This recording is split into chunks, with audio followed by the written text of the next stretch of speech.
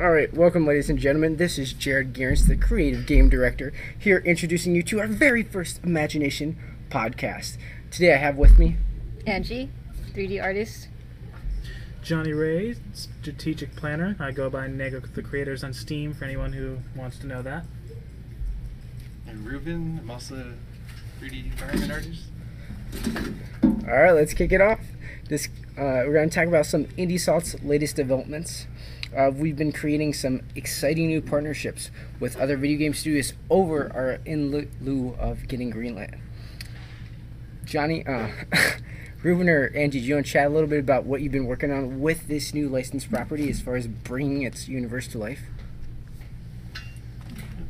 Well, we've been working on the stage, helping with some 3D assets, and it's pretty interesting. We're excited to work on some different assets, like some mechs, and I think it'll be really fun when we get to the texturing stages. What do you like most about the stage, Ruben? Probably the appeal of it, like the style a lot. Hope to implement some more features in that one for the next gen that we're going for. Awesome. If there's one standout feature about this level, guys, what do you think it would be, Angie? One standout feature? Yeah, like that isn't seen in the other stages thus far, as far as like either interactivity, aesthetic. I would say the interactivity. Interactivity? And the mechs are going to be really appealing. You gotta love the scale of it too. It's a lot bigger than any of the other stages that we have right now. Nice. It's gonna be like our Hyrule Temple stage for those Melee fans. Oh, I can just imagine now. Some good Spade and Haley game players there are going to be loving the stage. And that's the only stage that's going to have the drop. Yeah, the drop platform. Mm-hmm. Yeah. Yeah. That's going to be a good addition to it. That way you can I think that's going to be a lot of fun. combat them while fighting over, Some other features include Titus is going to be showcasing a brand new game licensed to this game, and he's going to be showing up in a really exciting game that we can't announce at this time because we're waiting for them to announce him to their community first. But we'll keep you fine-tuned on the updates as that progresses. I'm really excited, and so it's going to be Kevin. Spade is now going to be feature complete. And we had to do the hard thing. We had to remove the guy liner, and we've now made him this really sick-looking frontal mask, you could say, over his face. But it's more pretty, of a coloration instead of just like you said, guy liner. yeah, abbreviated outline of a 2D character. With that, Johnny, did you want to detail, some of the thoughts you had when we, assigned Lucas to implement, this said new down special? Oh yes. So with Spade, the big problem was we didn't have a build of the game, and especially since Spade only appears in boss fights, we had to take some liberties. So we came up with a new down special for him too, which is reminiscent on like Mega Man's final down special and Super Smash, where he like surrounds himself with leaves. Spade's gonna be blocking some attacks with cards now, so that's gonna be cool. Our programmer said it was hell to implement, though. But it's worth it. Oh, so worth it. Yeah, it gives him a very, very big and immense advantage. Because, as we know, that Spade has quite a bit of mobility. Yeah. And since he's one of our lighter, faster characters, it's going to be good to have him have some defensive moves as well. Any thoughts on that, Ruben or Angie? Or any of the developments? You guys know much of the developments? Ruben's a Spade player. Yeah, Spade so far is really like his moveset, and just feels easy to play. So. Yeah, he's a very, very fun pick-up-the-play character. Minus his stature, I find him very appealing to anyone that just really wants to jump in and be able to not get their butt handed to them. I mean, he has a high level of mobility. He has fantastic, accessibility to get back to the platforms. And, I mean, he's just a really great character. And, I mean, you gotta love him. Yeah, I love his dodge capabilities. And I just love his, personality, really. Yeah, I mean, just you select him in the characters, he's, the most personality-fied character, That, not to mention the seafoam green. Oh, I love that outfit, man. Yeah, having so many color options for each character, It it's makes it great. exactly Yes! it could be wonderful, especially for casual players. You know, like Mewtwo was just added into Smash, Mhm. and I love his black coloration in there. I mean, just stuff like that. It's so small, but it makes the difference to players. All right, moving on. We're going to move on to game balancing. So far, we've sincerely really reeled in on what Jesse Warner and some professional smashers had about our game. With that in mind, we've nerfed Haley's down special. It now has a smaller radius of distance of effect. And with air dodging, we've now leveled it for all characters and are waiting with patient errors as the community gets their hands on the game in late June of this year. And then that way we'll start refining the characters and basically setting different distances per character based on the level that the community feels they should be set. But right now they're pretty much even across the board. As soon as you get it, as soon as you get it home and start playing with it. Yeah, because before it just felt like Dragon Ball Z. Yeah, I mean, like they had high level of being able to run away from someone, which we really would not like, because that's why we implemented the burst. We wanted it to be very aggressive. Shouldn't say the burst. I meant the combo multiplier. All right, my interjection for the podcast: the Manny versus Mayweather fight. I thought that Manny totally won. With that in mind, I feel like a jerk saying that, because I actually take Mayweather's exact strategy and run away from my opponents.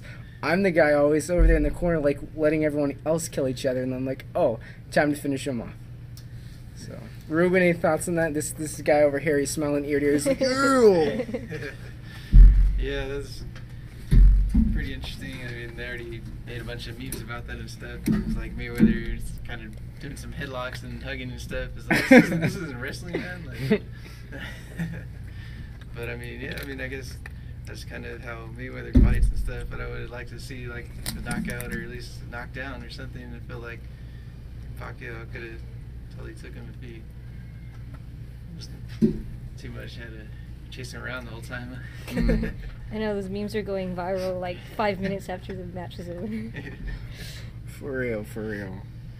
All right, let's jump onto, I wouldn't say a hot button, but one of the more important points of the cast tonight. Game loading Rise of the Indies. Let this be known, this is all hearsay. I actually haven't watched the movie as of yet. I've read that the movie watch is like a big PR film, and I have to say that sounds tremendously boring. Although Indie Game the movie could have been so much bigger and better, it was definitely watchable. Indie games, developers have many different reasons for creating a video game. But like with me, like the idea is, to do something I love, and more importantly, bringing my community in on it, as that I'm a huge fan of community collaborations. I mean, it sounds like it's a very small statistic of who they interviewed as far as the indie industry, but Johnny and myself here, like, we want to be there in the midst, fighting with you guys, right there at Evo with Indie Assault. Like, that's us. But all these, the people in the video, talking about, they make it because, like, they have feelings, or they make it because, like, it's something new to do. I mean, I have to disagree. It's, like, you pick and choose it. You're not thrown into it. Like they make it sound like it's a retail job. Like, oh, everything bottom mountain I just got stuck with. I'm like, no, like, you choose to do it. Like indie, the great thing about being indie is you don't have that publisher, that producer telling you that this has to be like this or this has to be like that. Like Assassin's Creed 4 was originally going to be just a game about pirates, but then Ubisoft's like, oh no, Assassin's Creed, and that game could have been. It was already amazing. It could have been way better if it were just a game based about pirates with its own set story. Exactly, because that limits what they could do with the story and how they could present the character. Because I mean, you can't go rape and pillage when you're an assassin. Any thoughts on that, Ruben or Angie? I know that Angie's had a little bit more experience in this field, being a freelancer for a few years. A little bit, but not mostly in the gaming side of it. But I always like the idea of having creative freedom on a project, and it makes me feel more passionate about what I'm working on. And I love to see what great things can come out of a small group of geniuses. And I feel like starting Like off that. as an indie developer in this field will help me to understand the uniqueness of the company. I like it. Well versed. Yeah, it's like, I think that's interesting. You know, it's like kind of our first thing in the industry that it is indie, because like, you know, going to the Art Institute and everything, that kind of gear you towards like commercial and things like that. But I've always kind of seen that, you know, like it's a great thing to have like creative freedom.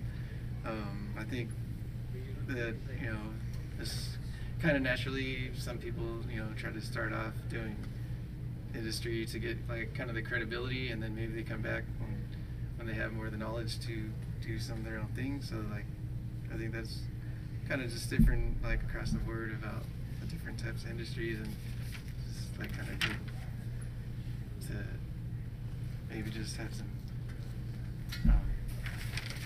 experience in both, so you can Speak up, mate. so you can really like put into what you have, your experiences, to make original content. I think that's kind of like, for me, is a goal that I would like to have. And Yeah, and if you notice, a lot of the like big designers went indie after being like famous, like Kichi Inafune, for the guy who made Mega Man. He went and did concept because he was just so burnt out on Capcom, you know, constantly canceling his games, telling him what he can and can't do. And I'm sure that's where Hideo Kojima's going to go. And Rare, a lot of the guys from Rare left. I'm sure they were sick of making Kinect sports rivals and Kinect adventures. Great. That leads us into our next topic, community. We're going to be talking about Ooka-Laylee, this fantastic Kickstarter project out. Hopefully you've been watching up with your daily fix on IGN, as this project just looks awesome. Hats off and mad respect to these developers. I really anticipate playing with this with intense admiration when it comes to the PS4. Just not only the visuals, but just the scale of getting to play a 3D platformer. It feels really good. It feels like the way that Rayman Origins, the rebooted Rayman, felt. Like it felt very genuine, very, very direct, and very fun. And I think this is going to be personality. Yes, I think this is going to be how the game turns out in the final end. Yeah, I mean, I loved DK64 back in the day, so the only reason I haven't like put my money towards this project yet is I can't decide which console I'd want it on. it's between like Wii U and PS4. I mean, I had the Xbone, but I mean, that sort of game just kind of, it feels Nintendo, but I kind of want a PS4. I don't know. I'm going back and forth. Gotcha. But the share play, possibly, should they add any multiplayer aspects to the title? there are. It was one of the Kickstarter goals. Oh, didn't. Yep. Yeah, if you look, they already met their last one, which was like 1.5 million pounds, and to have an orchestrated score. And at this point, they're already up to like 2 mil. Amazing. Yes. And that was like over the course of like 3 days. Yeah. Any thoughts on that game? Did you guys get a look at the game, Angie? Yeah, we saw the video. It kind of reminded me of like the Jack and Dexter, because like it has a little companion that follows him around. Like, I'm not sure how much they're gonna make the companion like interact with Yuka. Is that the? Yeah, Yuka and Laylee. Yeah, but that'd be cool if they kind of made like a mini game where you could play as the bat. Laylee. Yeah, kind of like in Spyro, where you could play as Sparks. Like, Yeah. mini. It kind of has the Banjo-Kazooie feel, to where they're like totally integrated into one another. So I think it's just going to be, you're not playing as one or the other, you're playing as both. That's just kind of the feel I get from it. And with the newer controllers, you can definitely see them pulling it off. I mean, they don't have nearly as many buttons, as maybe a keyboard might. But nevertheless, I feel like the PlayStation 4's touch sensitivity. Does Xbox One have just really the pressure-sensitive triggers? I think they can do some really fun things with the console iterations of the project. Oh yeah, I mean, PlayStation 4, of course, they can do the touch and have the gyroscope. Xbox One, they could probably work in Kinect for some mini games, maybe. Yeah. But those would have, you'd have to have a Kinect, or you'd have to have the PS Move, or you'd have to have like Wii remotes for those to work. So I think that they're just going to go classic platformer, which. Well, I think, personally, when it comes to Like gimmicky controls, I think that a game should be built around it. They shouldn't be put into that game. You know, like Unless it's a mini game, but yeah. yeah, like Indie Assault. I don't really want there to be like touchscreen controls on Vita, or rear touchpad, gyroscope. It's just gonna be like, no, I want to play fighting game. Does that bring up any childhood memories for you by chance, Ruben? Were you? Well, like I played like the Mario 64. It's like similar style, like the Banjo-Kazooie, like just kind of the adventure, like. Oh God, what a great game, all the Mario different, 64. Like, explore through the different levels and everything. And so it's cool that they're like trying to revamp that. Seems like, I guess they were saying through their Kickstarter that they haven't really seen too many games like that in a while. So. Done on a bigger scale. Yeah, and it looks beautiful. Yes, I do have to say that for 5 people. Ooh man, that art style. Oh gosh, it looks totally next gen, like 100%.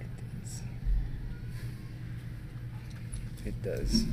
Going into our next topic, here are going to be Space Dust Racers. Panel time. What does everyone think about a single screen with 16 diverse racers trying to get to the finish line first? How do you feel that fun compares to, the unfortunate ability to narrow in on one racer, or do you think it adds to the game's charm? I personally like Smash Bros. 8-player mode. Hate it. 100% hate it. If you have too many characters on screen, unless that's the whole point of the game, it's not very good. Like Pikmin. That's fine. 100 characters, cool, but they all line up. It's very simplistic. But when you have a bunch of characters on the same screen doing the different things, I just lose track, and it just takes me out of it. I think it's kind of cool that they were influenced by the Crash Team Racing, because that's like one of my favorite childhood games. Like, it's really fun to blow each other up and stuff. But I think the Space Dust Racers, like, it leaves too much room for like douchebaggery to just want to like dominate the track and knock everyone off, and then just try to free your way to first place.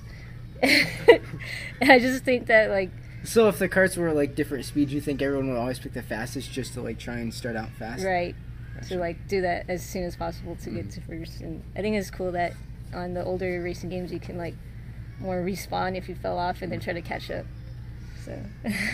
Yeah, it just depends, because like Mario Kart Wii, respawning took like a whole 5 seconds, and that just, you can go from first to 8th in that amount of time. Right. Yeah, I think that's the interesting part about it, I guess, what they were going for, because it sounds like once you're out, you're like out until the next race, so that kind of gives a different spin on it, and maybe it could be kind of fresh and more competitive, or it could be like Angie was saying, more just try to take advantage of that. So, Yeah. This sounds like F-Zero GX, where if you kill someone in that, they're just gone for that race. Yeah. Like, definitely want to like touch on the subject. Like, this one I have to say I was also highly impressed from the get-go that this developer decided to go with Unreal Engine 4 as compared to the ever growing popular Unity 3D. Angie, do you have any thoughts on or Ruben, where AI focused on kind of Unreal's compared to Unity? Do you think it might offer any benefits in terms of scaling for their game? Kind of, I'm thinking like Mon Nation, Well, I've used Unreal for level design, but I don't really think I've used it to its full potential to really understand what it's really capable of. But I've seen it do like really amazing things. Like, it obviously looks like a powerful engine. Yeah. And I would like to see more of that in Unity, like more firsthand, to really make a good comparison. Yeah, I would kind of say that too, like, because I'm not like a programmer or anything. So Speak up. I haven't really seen what Unity is fully capable of, but I've been more exposed to Unreal. I haven't really used it as much, but I do want to explore what it is fully capable of. I feel that it probably have a lot more to offer as power and Good feedback.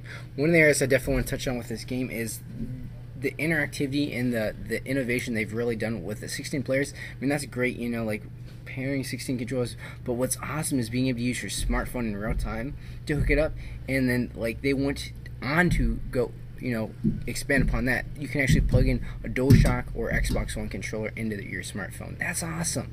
I think that's really forward thinking. And with everyone now having either a smart device, some type of Android or mobile device, I think it's only going to become even more popular. Like with that technology becoming more accessible, more user friendly to work with. Any thoughts on that? Yeah, I mean, people usually have a smartphone. I think that's easier to have. Like, if somebody forgot a controller, they could just Easily join the game. Yeah. Yeah. I think that is very. As long as you're not getting a lot of phone calls. Don't talk to me. I'm racing. All right. Getting close to wrapping up here. IndieCade booth at E3. Panel time. What does the team think for teams that should be invited to E3 IndieCade booth? What titles or titles would make you search out this booth at this exquisite convention when there are really so many bigger, budget, prettier games at the show?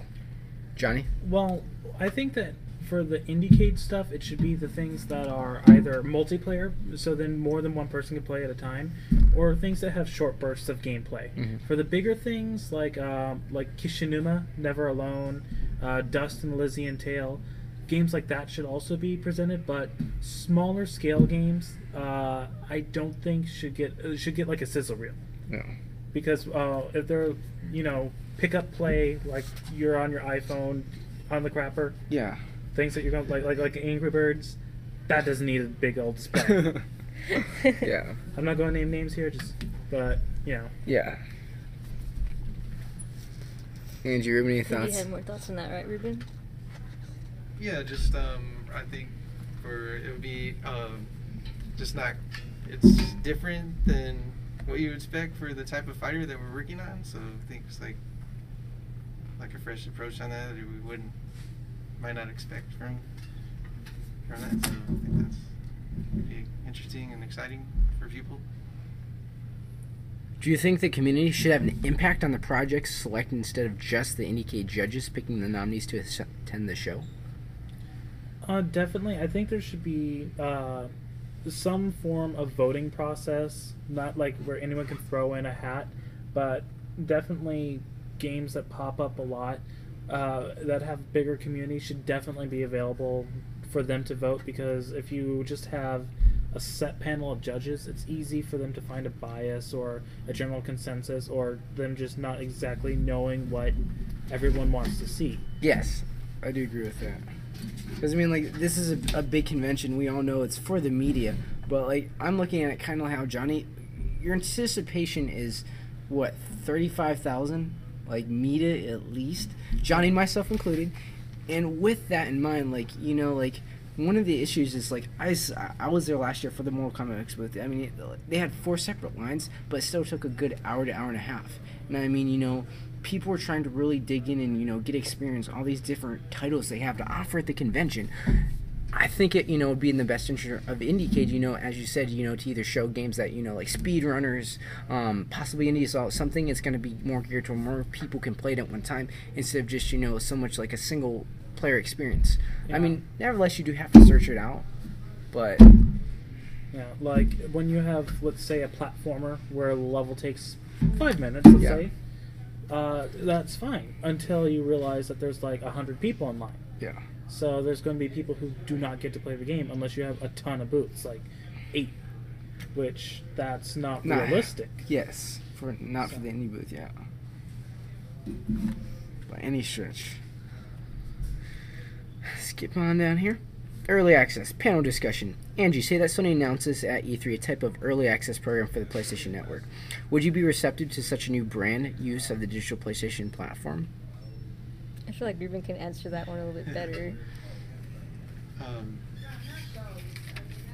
So you're saying the early access? I think that would probably be more socially acceptable if it was like on the PlayStation Network. Why? I mean, just from the different ones, I'm not sure. Like everybody likes to, pay to play a beta and stuff like that. So that they're also would probably be kind of expecting to have some kind of input into the team, which is like probably would like an experience to be close, working with the team and everything. and it just kind of like, or I guess because it kind of skipped down, we were just saying about. He's getting me excited here, folks. I think so. Are you like referring to like the time frame, like those free-to-play first-person shooter games? You know, where like you spend a good amount of money, even though they're free, but you spend a good amount of money. Is that what you're inferring? Well, because I don't know if you skipped some of this because I was like kind of relating that to like downloadable content, or like kind of like how I guess the mobile games are like free to play, but then they have in-app purchases. Mm-hmm. They're called pay to win. Yeah, and then for like for games like that, like say whatever you pay, whatever $60-70 for like a PS4 game, but then they have maps or something else, like that's like because I guess with a mobile game, even though it's like free to play, so you might end up eventually over time paying more than initially what you paid for like a platform game. Mm-hmm. So like I don't know, like for Okay, to sum it up, do you think that it would be a good idea? Yes or no? For For early access on the PlayStation platform, yes or no? Well, Yes or no, brother? There's no in between. It's not half pregnant or pregnant. I mean, I think it would be a good thing for the developers and stuff. I think it just depends on like how receptive the community is to it. But yeah, I think that would be a good. Okay. When it comes to early access, I think it depends on the project. Okay. Because, like, let's say, like, Mortal Kombat went early access and Super Mario Brothers went early access. Okay. Then the community can say, hey, this needs to be balanced. This character's too strong. This character's not too strong enough for something like Mortal Kombat. But when you're playing something like Mario and you're running through this level and it just glitches out, or the level has, like, nothing in it, Mhm. it's not going to offer as much of a balancing thing. It's that those type of games don't work well with early access. It's more multiplayer-based games, I think. So shooters, fighters, anything where you have multiple characters that you have to figure out exactly how everyone plays and see if person A versus person B, if they both pick a certain character, if one character always wins over the other, that's imbalanced. So that's what early access is great for. So before the final release, developers can make those tweaks. So for the people who don't want to be beta testers that already that's like a pre-order that gets you a beta test. Yes, correct. So for people who don't want to do that, the game will already be a lot more well balanced for them. So there's definitely some pros for that. The only real cons is if the game is super unpolished when it goes to early access, which shouldn't happen, but it could leave a really bad taste in most people's mouth. Mm-hmm. So you'd be saying yes on it as a whole? Heck yes. Angie, any thoughts on that? Yes, no? What do you think? Not too much. Do you have a definitive answer? Yes, no? It's just like... Kind of more in the middle. more in the middle. All right. Do you guys want to talk about, kind of like the DLC aspect, guys, before, head out to, recognition and everything? Or downloadable content, it has such a bad reputation now just because not all developers know how to do it. Like Capcom is infamous for doing day one DLC, stuff that's already on the disc. I believe the expansion passes for Destiny were already on the disc. So, but companies like Nintendo, Hyrule Warriors has the best season pass I've ever seen. $20 and gets you like 8 extra characters, do 3 mission maps, playing as the boss mode, just all sorts of awesome stuff. So DLC is definitely a great thing when done properly. When it's done improperly, it's one of the biggest middle fingers that the gaming community has been given. When Mortal Kombat annoys me because Mortal Kombat pisses me off. Yeah, because they have the combat pass, and Jason Voorhees comes out like tomorrow. Yeah. And that means that the character was almost done. And also, their pre-order DLC, there was, excluding him, there is no single unlockable character. So, day one buyers like myself, you're like, oh, okay, so the entire game's available. I mean, that's great for competitive, don't get me wrong. Like, even online. But looking for, like, the single-player experience or, anything offline, it's just, bam, everything's unlocked. Go unlock an alternate skin. That's it. Well, yeah, because like if you look at Injustice, even though everyone was available from the start, not only was there the story mode, but there was the Star Labs, and those Star Labs had a ton of great things that you could do, even fight characters that weren't playable for some reason. Like one of Raven's, she could fight her father, whose name escapes me right now. I know the nerd community is going to kill me for that, but things like that can really increase the lifespan of a game.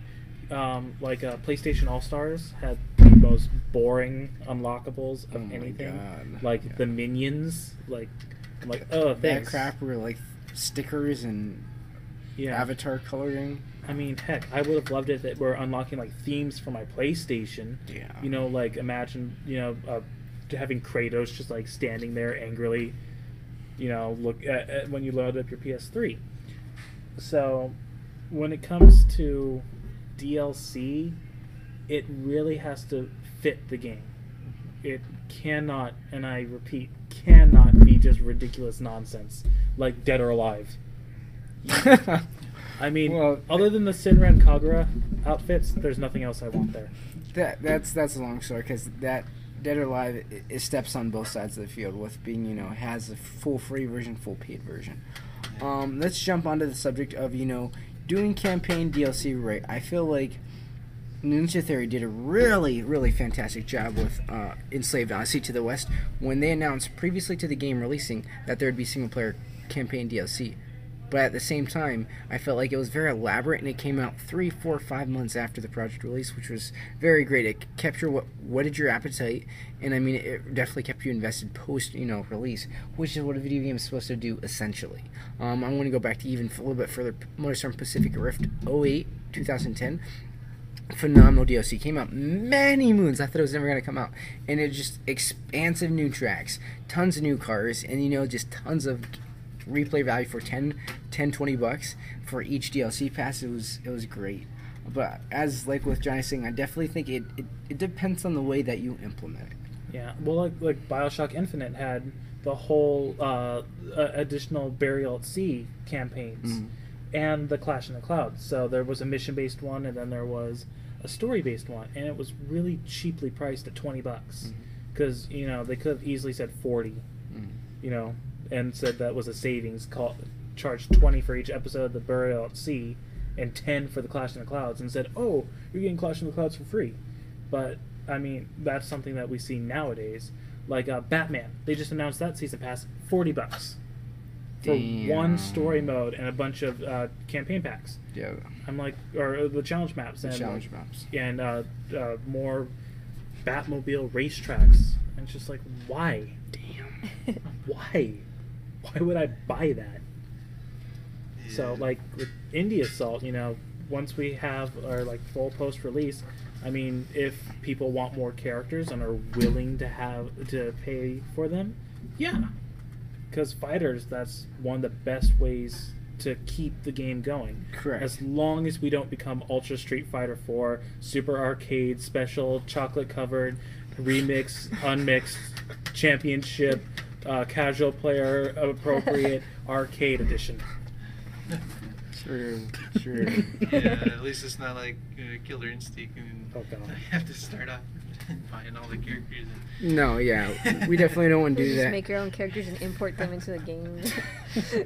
And I think with that in mind, I definitely want to talk on that subject is like, I think once the game releases, I think like moving through the 3 post-launch iterations for the beta, ultra beta, and the final release, I think that'll be pivotal for the community involving with us, and letting us know post-release what they're going to be looking at, whether they want stage editors, whether they want character customization, more medals, whether they want new stages, like what specifically they're going to be looking for long term. Because at the outset, the game is packed with content. I feel, frankly, for an indie game, indie well-rounded fighting game with hitbox detection, a full-on training mode. Yeah, full-on training mode.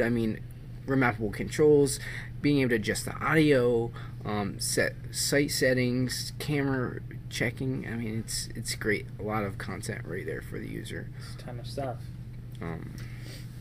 So that's definitely going to be something, that we're going to be working closely with you guys and, asking for questions, as we go through it, and also, possible game modes. Like, should we want to do that? I mean, that's going to take, a big chunk of development time. It's like, everyone, frankly, seems to be pretty content with, like, when they're playing, like, their set fighter, there's usually literally just 2 modes they play.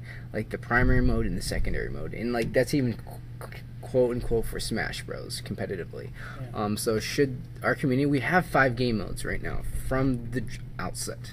I mean, we can always look forward down to it, but like if you guys want something tweaked, tuned, added, explosions. I drafted like 30 plus game modes. I mean, we have some really damn good ideas, like zombie mode, boss mode. I mean, some really great modes, but it's lightning and 10,000 ton modes. Definitely. What was it? Race to the Heavens mode.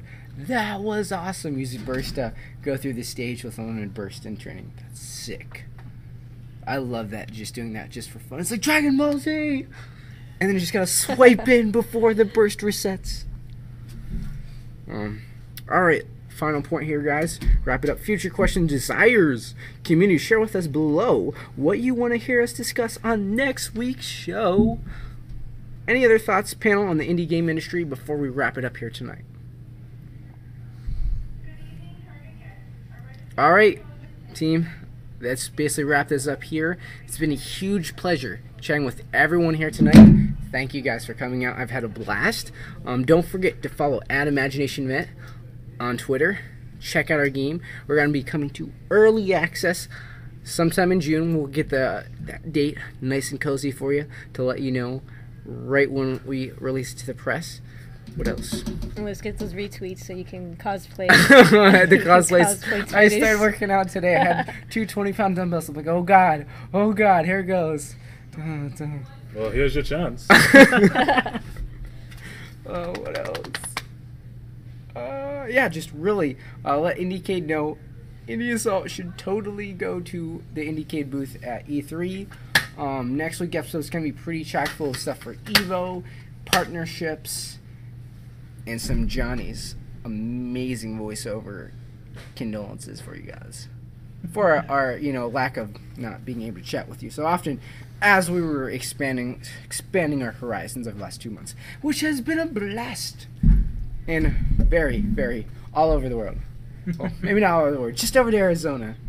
But that's another story for a long night with a good Gatorade at my side and some apple juice.